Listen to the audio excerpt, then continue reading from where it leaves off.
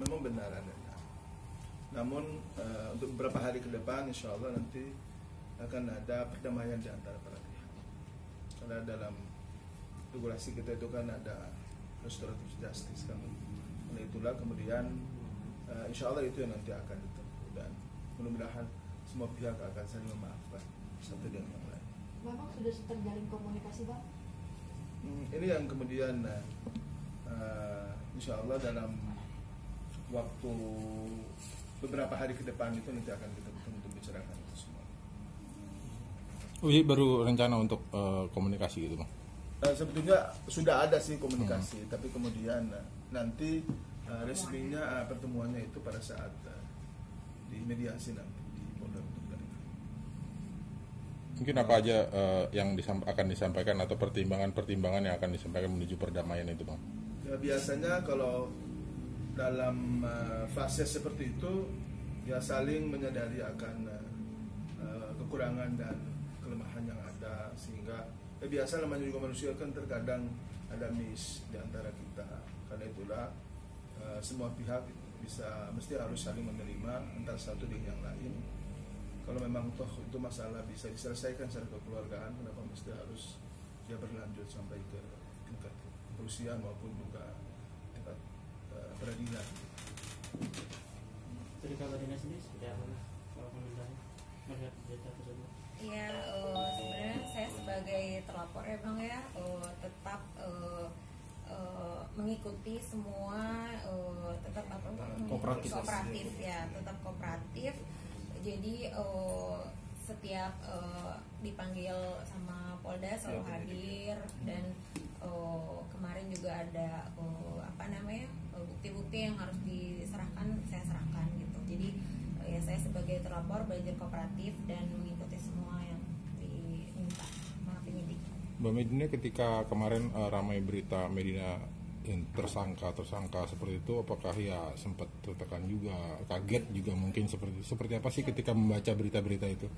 Iya, kaget sih ya, sebagai sebagai warga negara kan saya juga pasti ada namanya pembelaan lah. Maksudnya kemarin juga saya kaget sebenarnya itu di instastory yang kita flashback ke belakang, di instastory tersebut saya tidak sama sekali menyebutkan siapa orang yang saya tuju gitu. Tapi ya udah, namanya nasi udah menjadi bubur, pelajaran ke depan saya mungkin harus berhati-hati lagi dalam bersosial media kayak gitu, dan untuk kedepannya mudah-mudahan bisa menjadikan aku lebih baik lagi.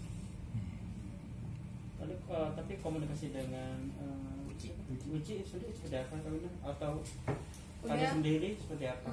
Sempat komunikasi, terus Kak Uci kemarin di Paris kan, jadi pertemuannya sempat tertunda, jadi agak mengulur waktu sampai dia pulang dari Paris. Jadi insya Allah minggu depan akan ada pertemuan diagendakan.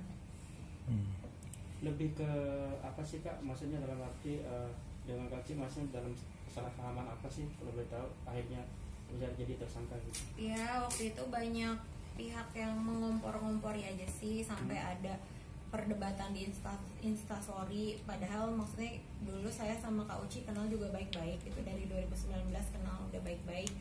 Jadi ya pelajaran aja ke depannya biar nggak terpengaruh sama omongan orang kayak gitu. Dengan masalah yang ada gitu kan, mungkin ya itu komitmen Mbak Medina sendiri untuk menggunakan lebih berhati-hati menggunakan media sosial. Mungkin sekarang jadi lebih jarang megang medsos atau seperti apa mungkin? IG-nya masih ada, cuman emang IG yang awal nggak aku aktifin dulu karena kemarin udah 2 kali down. Jadi lebih agak kalem dulu, hati-hati, karena salah sedikit sekarang pada nge-report ya, serem gitu. Jadi ya kalem dulu aja gitu. Nasihat Bang, yang verified udah 2 kali down bulan lalu. Nasihat Bang Jamal sendiri mungkin terkait penggunaan media sosial nih terhadap sebetulnya setiap warga negara Indonesia pengguna medsos ini kan kita punya hak untuk mau menyampaikan apa saja, tapi juga ada hal yang harus kita sadari bahwa setiap ada kebebasan kita di situ, ada pula hak orang lain yang harus kita jaga. Karena kalau sampai itu kita langgar, maka tentu konsekuensinya adalah hukum. Dan saya kira semua rangkaian proses ini adalah menjadi pelajaran bukan cuma hanya untuk Mbak Medina tapi untuk siapapun, agar ke depan dalam menggunakan media sosial kiranya lebih berhati-hati, ya lebih banyak memberikan edukasi juga kepada publik, sehingga